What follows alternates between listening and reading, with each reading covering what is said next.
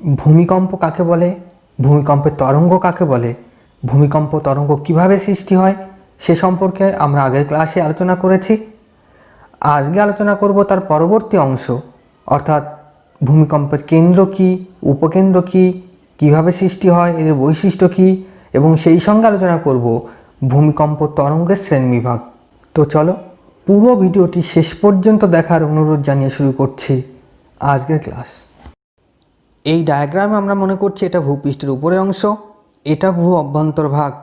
এবং আমরা আগের দিনই আলোচনা করেছিলাম যে পৃথিবীর অভ্যন্তরভাগে বিভিন্ন কারণে যদি শিলার উপর চাপ প্রয়োগ করা হয় তাহলে সেই শিলার মধ্যে পীড়ন বা শক্তির সঞ্চয় ঘটে।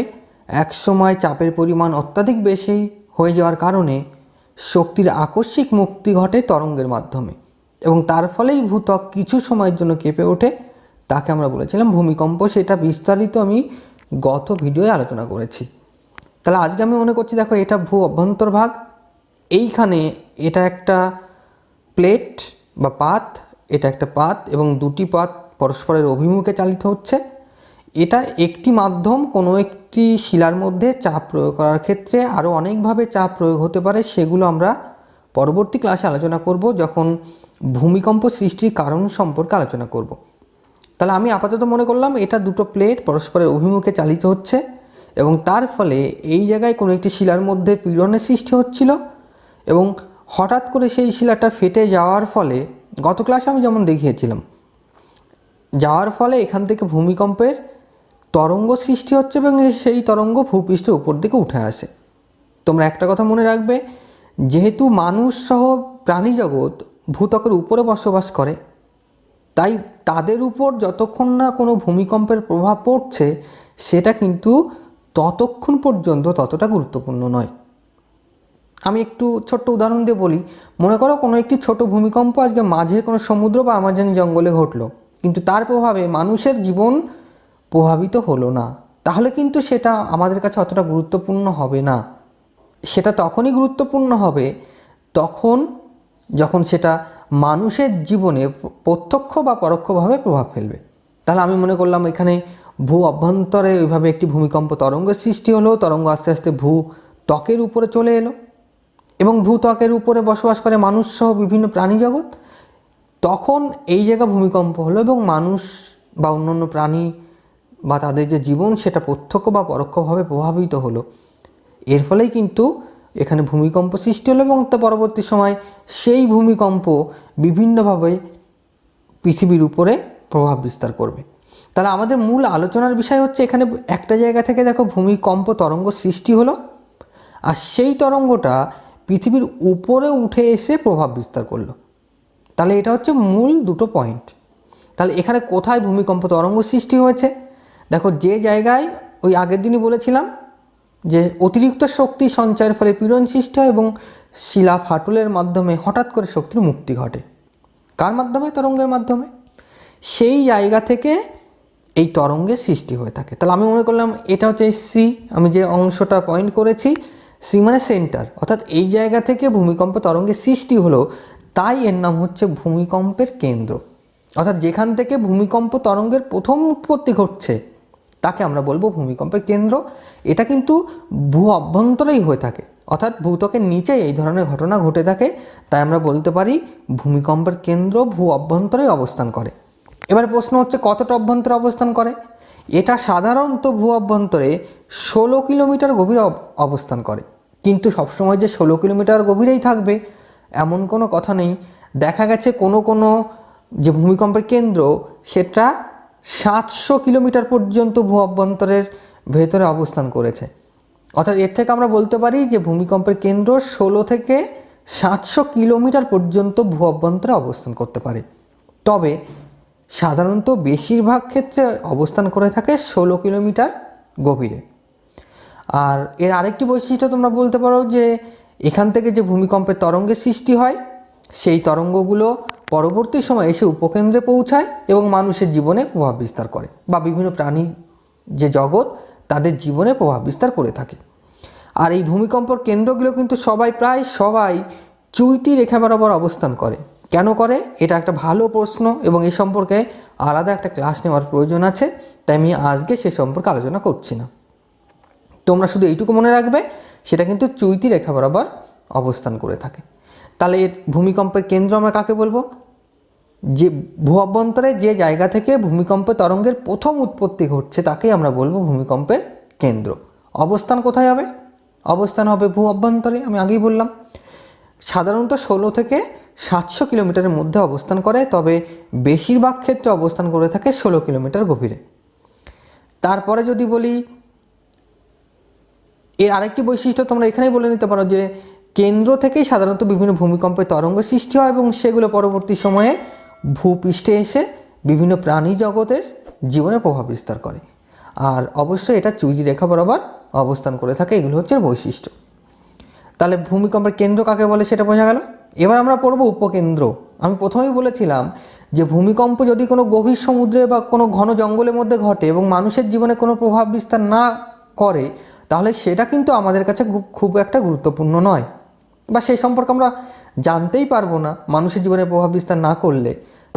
ভূমিকম্প তো ঘটে গেল, দেখো যেখান থেকে ভূমিকম্পের তরঙ্গের উৎপত্তি ঘটছে কেন্দ্রে, ভূ অভ্যন্তরে, সেখানে কোনো মানুষ থাকে না, তাই এটা আমাদের কাছে কখন ঘটছে না ঘটছে ততটা গুরুত্বপূর্ণ নয়। মানুষ কোথায় বসবাস করে বা বিভিন্ন প্রাণী জগৎ কোথায় বসবাস করে? ভূত্বকের উপরে। এইবার যদি তরঙ্গটা কোনোভাবে ভূত্বক পর্যন্ত চলে আসে বা ভূপৃষ্ঠ পর্যন্ত চলে আসে এবং আসার ফলে এই ভূপৃষ্ঠের পরিবর্তন ঘটায় এবং মানুষের জীবনসহ অন্যান্য প্রাণী জীবনে পরিবর্তন ঘটায়, তাহলেই কিন্তু সেটা আলোচনার মূল বিষয় হিসেবে উঠে আসে। তাহলে কেন্দ্রে কি ঘটলো না ঘটলো সেটা ততক্ষণ পর্যন্ত গুরুত্বপূর্ণ হবে না যতক্ষণ না সেটা মানুষের জীবনের উপর প্রভাব বিস্তার করছে। এবার মানুষ কোথায় থাকে? মানুষ থাকে ভূপৃষ্ঠে। এবার মনে করো এই জায়গায় ভূমিকম্প তরঙ্গের উৎপত্তি ঘটলো, তরঙ্গটা আস্তে আস্তে এখান থেকে উঠে ভূপৃষ্ঠে এলো এবং ভূপৃষ্ঠে ভূমিকম্প ঘটালো। তাহলে ভূমিকম্পের কেন্দ্র থেকে তরঙ্গ প্রথম ভূপৃষ্ঠে যে জায়গায় এসে পৌঁছবে, কোথায় পৌঁছবে? সব থেকে কম দূরত্ব যে জায়গাটা, তো এটা বলা হয় যে কেন্দ্রের সোজাসুজি ঠিক ভূপৃষ্ঠের উপর অবস্থিত যে বিন্দু। আমি একটু ভালোভাবে দেখাই, দেখো এটা যদি কেন্দ্র হয় তাহলে কেন্দ্র সোজাসুজি ভূপৃষ্ঠে অবস্থিত বিন্দু কোনটা? এটা। অর্থাৎ এটা দেখো কেন্দ্রের সঙ্গে প্রায় 90 ডিগ্রি কোণে অবস্থান করছে। অর্থাৎ আমরা বলতে পারি কেন্দ্রের সঙ্গে ঠিক সোজাসুজি ভূপৃষ্ঠে অবস্থিত যে বিন্দু বা কেন্দ্রের সঙ্গে প্রায় সমকোণে অবস্থান করে, যেখানে ভূমিকম্প তরঙ্গ প্রথম এসে পৌঁছায়, তাকে এক কথায় বলা হয় এপিসেন্টার বা ভূমিকম্পের উপকেন্দ্র।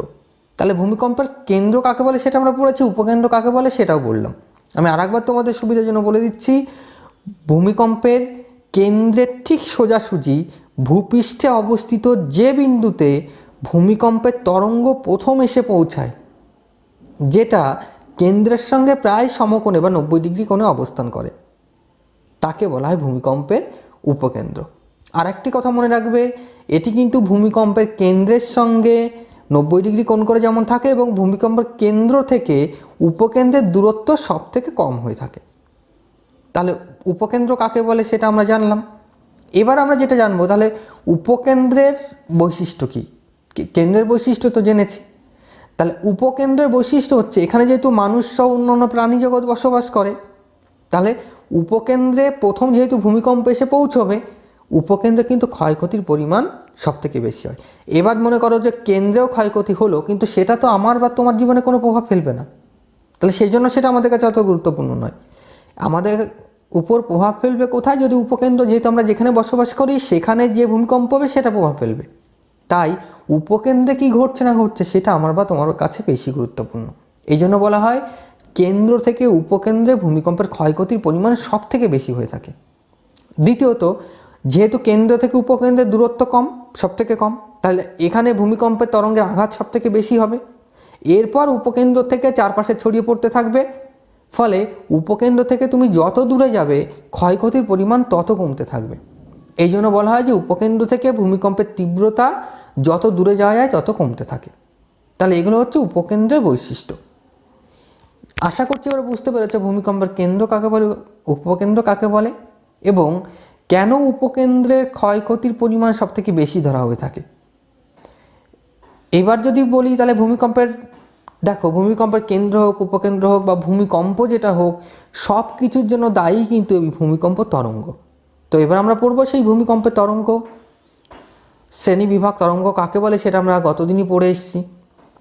আমি মনে করলাম এটা কোনো একটি ছবি, এই জায়গাটা আমি মনে করছি ভূমিকম্পের কেন্দ্র। আগের ছবিতে তোমরা দেখেছো এটা ভূমিকম্পের উপকেন্দ্র। তাহলে কেন্দ্র থেকে প্রথমে ভূমিকম্পের সৃষ্টি হবে। সেই ভূমিকম্প সৃষ্টি হলে একটি তরঙ্গ প্রথম উপকেন্দ্রে এসে পৌঁছবে। তরঙ্গটা কী করে এসে পৌঁছায় সেটা আমি আগের ছবিতে দেখিয়েছি। দেখো এভাবে ঘুরতে ঘুরতে এসে পৌঁছায় তরঙ্গের আকারে। প্রথম দিনে আমি ভালোভাবে ব্যাখ্যা করে দিয়েছিলাম।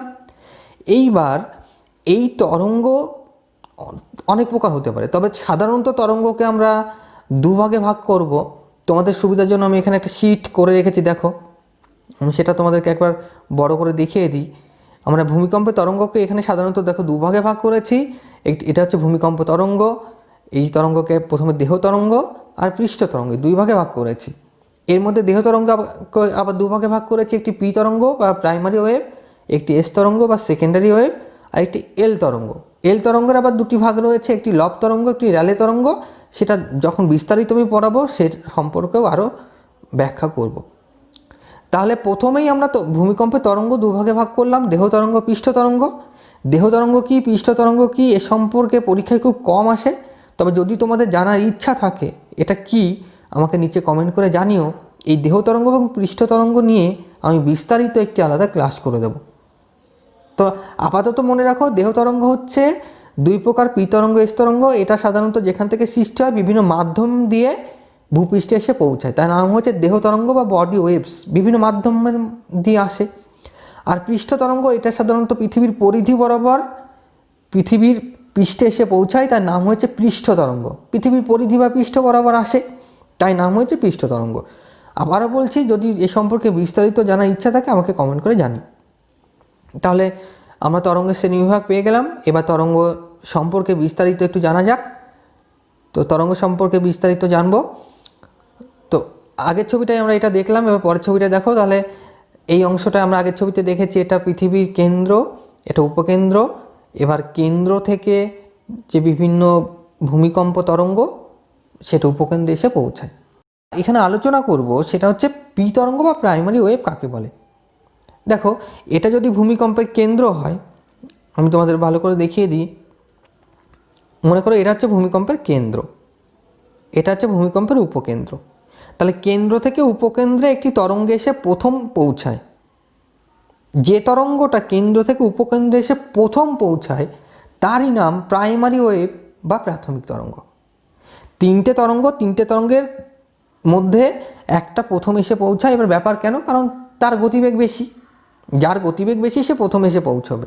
তাহলে প্রাইমারি ওয়েভ কাকে বলবো, ভূমিকম্পের কেন্দ্র থেকে উপকেন্দ্রে যে তরঙ্গ প্রথম এসে পৌঁছায় তাকেই বলা হয় ভূমিকম্পের পি তরঙ্গ বা প্রাইমারি ওয়েভ বা প্রাথমিক তরঙ্গ। তাহলে এটা প্রাথমিক তরঙ্গ কাকে বলে সেটা জানা গেল। এবার আমরা যেটা জানবো যে প্রাইমারি ওয়েভ বা প্রাথমিক তরঙ্গের বৈশিষ্ট্য কী কী রয়েছে। দেখো প্রাথমিক তরঙ্গ প্রথমেই বললাম যে গতিবেগ সব থেকে বেশি থাকে। এইবার প্রাথমিক তরঙ্গ গতিবেগ বলার আগে আমি এখানে আরেকটি বিষয়ে তোমাদেরকে বলে নিই। দেখো প্রাথমিক তরঙ্গ হচ্ছে এমন একটি তরঙ্গ যে তিনটি মাধ্যমের মধ্যে দিয়ে চলাচল করতে পারে। তোমরা পৃথিবীর অভ্যন্তরের শ্রেণীবিভাগ পড়েছিলে, পড়ার ক্ষেত্রে সেক্ষেত্রে বলে দেখেছিলে। দেখো এটা কেন্দ্রমণ্ডল, এটা গুরুমণ্ডল, আর এটা রয়েছে ভূত্বক। তাহলে ভূত্বক মূলত জলভাগ স্থলভাগ দ্বারা গঠিত, সেটা কঠিন স্থলভাগ, কঠিন শিলা।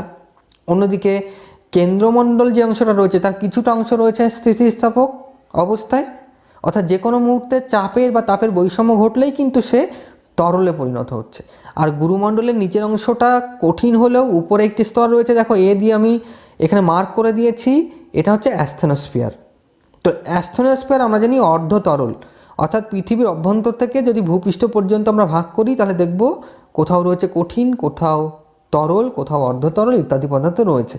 তো পি তরঙ্গের বৈশিষ্ট্য হচ্ছে এই পৃথিবীর এই তিনটি মাধ্যম, অর্থাৎ কঠিন মাধ্যম, তরল মাধ্যম এবং বায়বীয় বা গ্যাসীয় মাধ্যম, তিনটি মাধ্যমের মধ্যে দিয়ে কিন্তু চলাচল করতে পারে। তাহলে বুঝতে পারছো, এটা যদি আমরা বলি পি তরঙ্গ এখান থেকে সৃষ্টি হচ্ছে, তাহলে পি তরঙ্গ এই তিনটি মাধ্যমের মধ্যে দিয়ে যেতে পারে। কিন্তু ব্যাপার হচ্ছে পি তরঙ্গের গতিবেগ সবথেকে বেশি, প্রথমেই বললাম, হলেও এক একটি মাধ্যমে কিন্তু এর গতিবেগ এক এক রকম হয়। অর্থাৎ কেন্দ্রমণ্ডলের গতিবেগ আলাদা হবে, গুরুমণ্ডলে আলাদা হবে এবং ভূত্বকে আলাদা হবে। তো আমি গড় গতিবেগ বলে দিচ্ছি, যদি বিস্তারিত জানার ইচ্ছা থাকে সেটাও জানিও, আমি সেটা বলে দেবো। তো গড় গতিবেগ হচ্ছে 6 থেকে 6.5 কিমি পার সেকেন্ড, অর্থাৎ প্রতি সেকেন্ডে 6 থেকে 6.5 কিমি গতিবেগে পি তরঙ্গ এই কেন্দ্র থেকে উপকেন্দ্রে এসে পৌঁছায়। এবং এটাই হচ্ছে যতগুলো ভূমিকম্প তরঙ্গ রয়েছে তার মধ্যে সব থেকে দ্রুতগতির তরঙ্গ। অর্থাৎ আজকে যদি তোমার এখানে ভূমিকম্প হয় তাহলে বুঝবে সেই ভূমিকম্পর প্রথম যে ধাক্কাটা এসে লাগবে সেটা ওই পি তরঙ্গের প্রভাবেই হয়ে থাকবে। যাই হোক, তাহলে এটা একটা বৈশিষ্ট্য। তাহলে দুটো বৈশিষ্ট্য পেয়ে গেলাম। পি তরঙ্গ 3টি মাধ্যমের মধ্যে দিয়ে যেতে পারে, কঠিন, তরল, গ্যাসীয়। দ্বিতীয় বৈশিষ্ট্যের গতিবেগ এক একটি স্তরে পৃথিবীর অভ্যন্তরভাগের এক এক রকম হয়।